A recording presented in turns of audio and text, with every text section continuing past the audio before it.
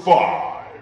What in the immediate fuck were Namco thinking? As disastrous as the decision to set Soul Calibur 5 in the future ultimately was, far more damaging is the series' continued insistence on changing every single character's move list for no but fucking reason. Would Super Street Fighter 2 have ascended to its monumental commercial heights in the 90s if Capcom had arbitrarily changed Ryu's Fireball or Shoryuken move inputs between games? Have a seat, Namco, because it is officially time to have the talk. We like Soul Calibur 1 and 2. Soul Calibur 3 even had its moments, but people like their characters. They don't particularly enjoy having to learn how to play them all over again every time you release a new game. It's killing your chances for a viable tournament scene. It's sapping the life out of a series that's already more long in the tooth than a fucking mastodon. And as you can see from the fact that Soul Calibur 5 sales are currently wedged in the Earth's mantle, it's well past the point of being mildly annoying. Just try leaving Mitsurugi or Ivy's move lists alone for 2 straight games and see what happens. I guarantee you'll be wiping your narrow asses with banknotes well into 2015. But that fleeting annoyance isn't even the tip of the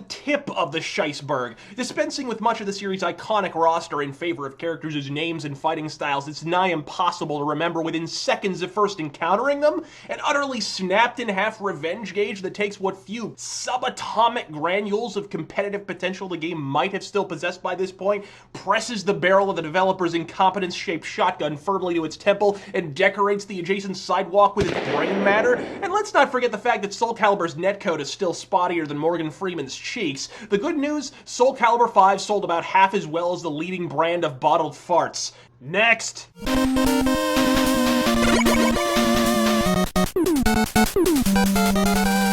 Resident Evil Operation Raccoon City.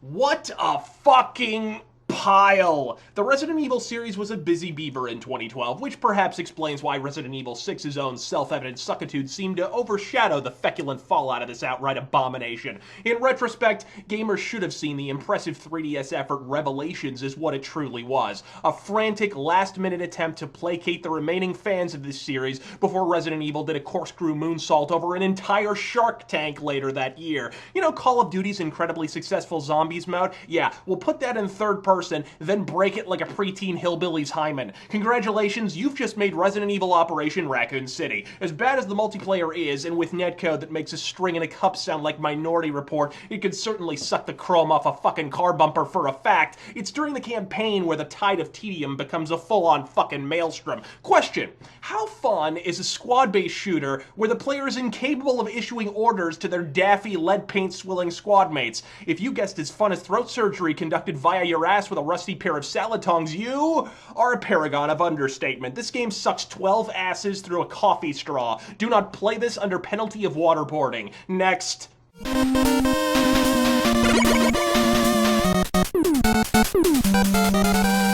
Street Fighter X Tekken.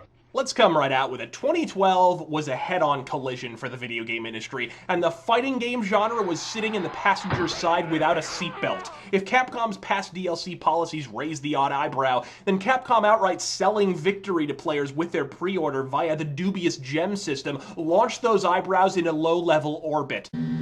Fascinating. Between the gem system and Pandora mode, the game's delicate balance is already pulverized into a fine powder as it is, but making certain gems console and pre-order exclusive? Yoshinori Ono is a monocle and a moon laser away from being a fucking Bond villain, folks. I was called a scrub when I said he destroyed the franchise with Street Fighter 4, but 2 incremental upgrades later and we've all tired of panning for fool's gold. Worse still, the man seems incapable of taking responsibility for the qualitative landslide. If it takes a big man to admit when he's wrong, then I suppose that explains why this mongoloid microman buck passes like a bank teller with OCD. The simplified, see lobotomized move inputs are fucking insulting. Look, if I can't get holding down and back for a fraction of a second down, do our future selves a favor and take out stock in adult diapers because we will all be shitting ourselves well into our fucking 40s. Heavens to Betsy, Vega's super combo requires a highly complex 2-second rocking motion on the D-pad. Better change that to a simple aerial charge input. Can't have our audience running around learning new skills or anything, can we? And as if we needed further verification that the EVO Championship Series has gone from a serious fighting game tournament to a glorified Capcom advertising convention, guess what's featured at EVO 2013? Bread, apples, very small rocks, cider, a great gravy, cherries, mud, Churches! Lead! Listen, fuckwads, Rise of the Robots has more legitimate tournament credentials. Shoryuken.com is officially the laughingstock of competitive gaming. It's a bad Street Fighter game, it's an abhorrent Tekken title, it's one of the worst games of 2012. Next.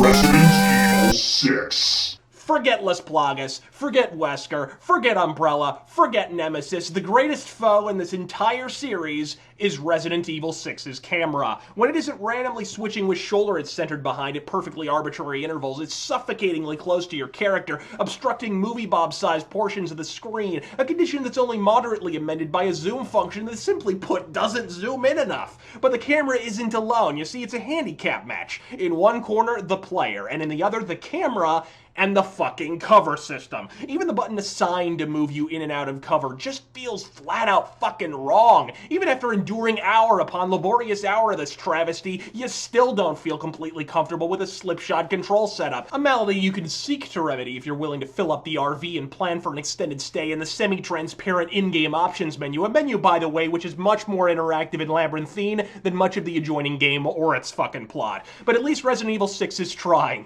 Sweet sharpshooting cover-taking Olympic sprinting zombie Jesus, is it ever trying? It's an octopus that's swimming in 8 different directions and ripping itself apart in the process. It's discordant and unfocused, it's a thunderous, earth-shattering bore, and if you merely entertain the thought of purchasing it, it would still be the most entertaining thing associated with its ass pile. Next.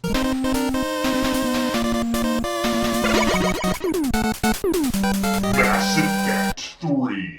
If Dragon Age 2 was the nail in BioWare's coffin, then Mass Effect 3 sank that bitch so far into the earth Casey Hudson shot out the other side and is presently orbiting Alpha Centauri. I will hold fast to my pledge to never mention the ending, because even without it, this game suffers from enough elementary design flaws to sink a fucking fleet of Lusitanias. Ass backwards control setup? Check. Aging graphics? Present and accounted for. Recycled combat environments and enemy types? Right here. Completely uninteresting supporting cast members generated for the express purpose of being able to name-check Z-list celebrities like Jessica Chobot and Freddie Prinze Jr. on the promotional circuit?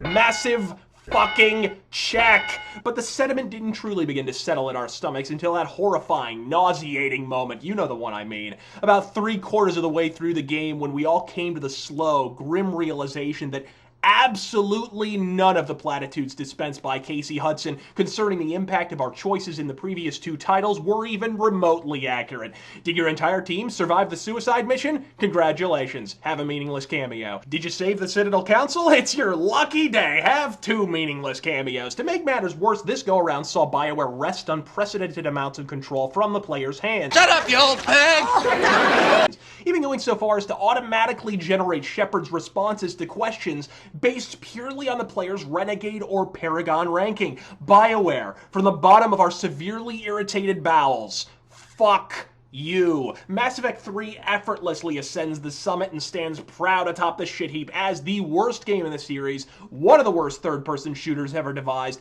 and a disappointment of John Carter proportions. Not just the worst game of 2012, quite possibly the worst game of the decade. I suppose then it goes without saying that 2012 is best left adorning the rearview mirror, soon to be disappearing over the horizon, Rageaholics. At least in terms of video games, last year was nothing to look back on. The chief query then is simple. Does the industry learn from their recent bout of mercantile dysfunction, building off these mistakes in the console generation that will presumably arrive later in 2013 or early in 2014, or will past be prologue, resulting in the total collapse of the industry we all love? I'm RazörFist, and with fingers firmly crossed, I offer impassioned God fucking speed.